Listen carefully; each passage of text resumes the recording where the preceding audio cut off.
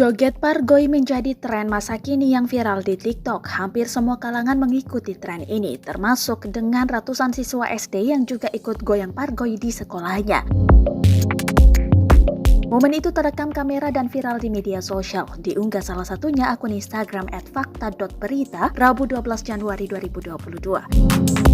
Terlihat dalam video, tak hanya siswa namun siswi SD bergoyang pargoy sambil diiringi musik. Mereka asik bergoyang di lapangan sekolah yang belum diketahui pasti lokasinya. Bahkan para guru pun berdiri di depan teras ruangan sekolah juga ikut asik berjoget. Para siswa-siswi tersebut masih mengenakan seragam sekolah bercorak batik berwarna biru. Kebanyakan pula di antara para siswa mengenakan hijab berwarna putih. Senam pagi ala anak-anak zaman sekarang. Dulu zamannya Mimin masih SKJ poco-poco. Tulis keterangan akun Instagram tersebut dikutip tribuntimur.com.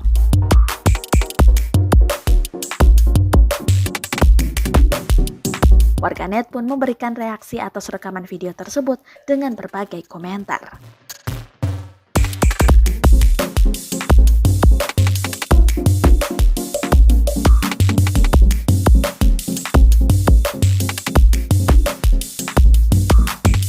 Terima kasih sudah nonton.